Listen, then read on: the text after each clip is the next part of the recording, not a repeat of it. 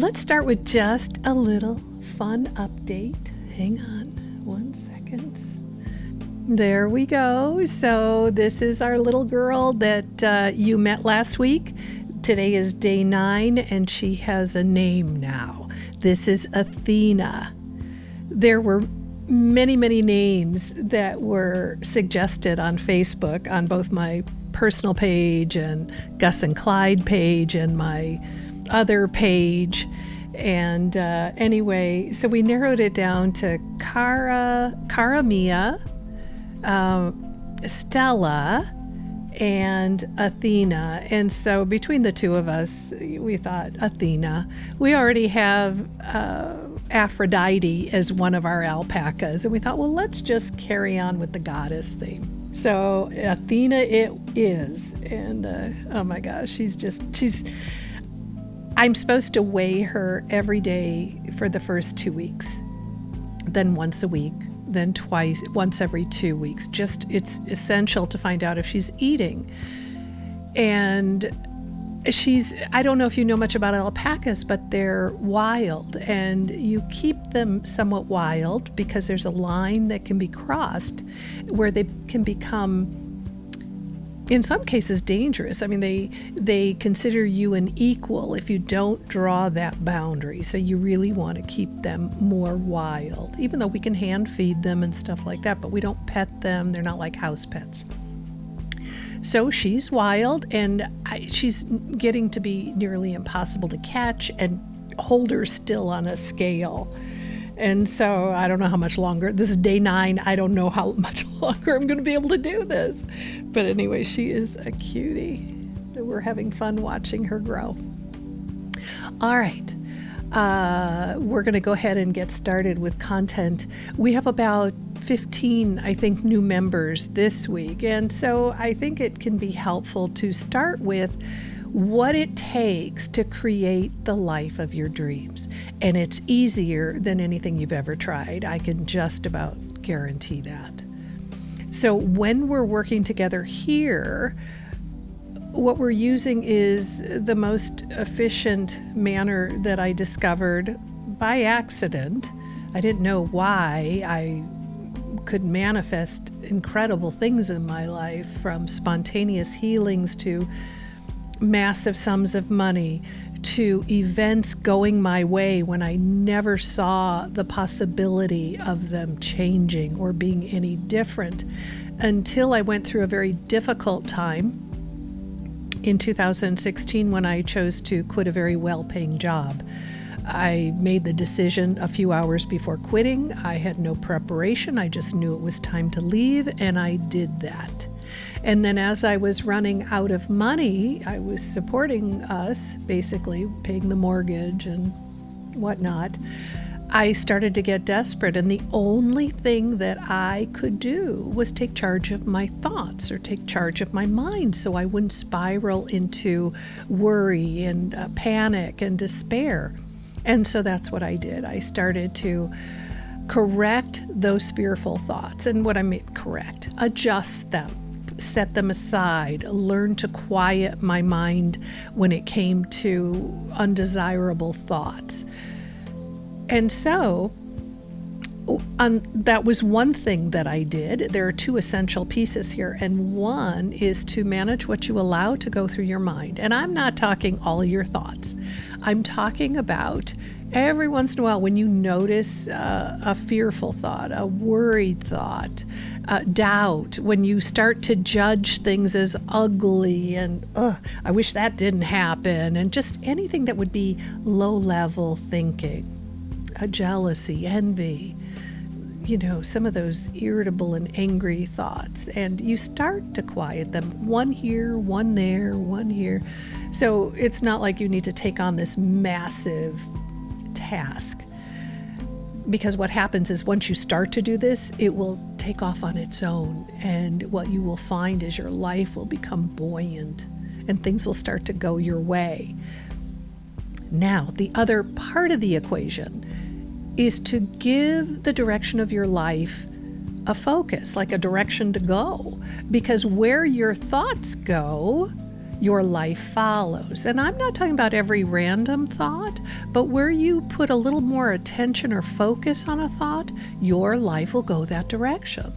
Otherwise, your life, the situations and circumstances in your life and the way you feel from day to day, they are a result of the culmination of your thoughts. So it's like a mishmash.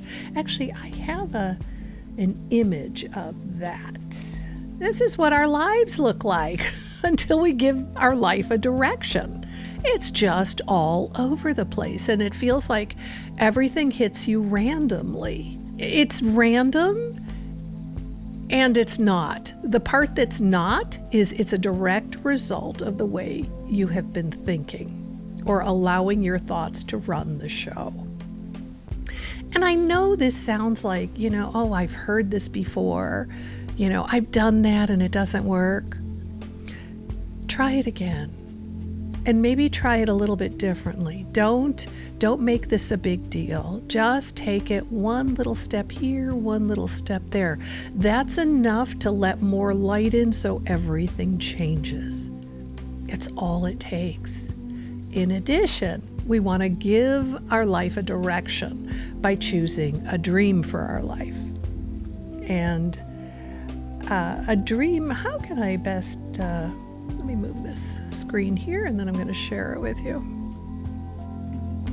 So basically, people, when people are choosing a dream for their life, you're choosing an end result. You're just choosing an end result of what you would like to have happen next in your life. And when I say next, I mean a bigger step than you usually would choose. Not a goal. Not a better job. I mean, it may be the career of your dreams you want to choose, but what I'd love to see you do is get out of the goal range. Goals are things you can attain. Goals are things you can figure out the steps to get there. I'm suggesting go further, cross this boundary right here. Because when you know how to attain something, the goal category, it means you are functioning 100% under human power.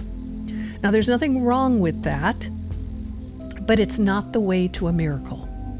So once you cross this line, you leave human power behind and you are leaning directly and completely, on divine power. So you're going from human power to divine power. That is the only way to have a quantum leap or a miracle take place. Okay, so a miracle or a quantum leap is when I teleported. A quantum leap or a miracle is when I levitated. A quantum leap or a miracle is when millions of dollars landed in my lap out of the blue and unexpectedly. And far earlier in my life, quantum leaps happened when hundreds of thousands of dollars came from out of the blue from unexpected sources. From being the, what do you call that? Handling someone's will, the executor of an estate of someone who had passed away, and I didn't know I was going to get paid. Not only was I paid, the attorney by the end of it said this was such a complicated process. You are entitled to twice the amount that was left in your name for this. Astounding things happen when you leave the realm of goals and go for a miracle. So a miracle to you, it's very individual, and it can be anything from having a magnificent home to the lifestyle of your dreams. What we want to avoid are figuring out the steps to get there. That is a key piece here. We trust that it's happening and we focus on improving the level of our thinking. Those are the two things you do. And if you can only do one of those, or you can't figure out what you want, at least focus on improving the quality of the thoughts that run through your mind. So you find you're irritable because it's your husband's job to make the bed every day. Or perhaps it's an expectation you have of your children to make their beds before they leave for school. So let's say they're doing a horrible job, or half of it's on the floor, the pillows are who knows where. Yeah, you're probably going to be upset when you walk in the room and see they haven't done it. And you may need a conversation about it with them. But in your mind, that part you can manage. You're in charge of what you allow to go through your mind. And that's where your immediate response might be of upset. But once you notice the upset, don't continue down that path of upset. You stop that train of thought. And you handle whatever needs to be handled. But you don't allow that thought to keep invading. It's puncturing holes in the balloon of your dream. It's deflating it. It's keeping you from getting there. These are the little habits. When people say the law of attraction doesn't work, it's because they're not aware of what they're doing to stop it from working. That is the key piece in manifesting something you would love. What are you doing that stops your dream from coming true? Because it's all up to you. Nothing else. Not the outside world. Not the unrest. Not your family who doesn't believe in any of this. It's all up to you.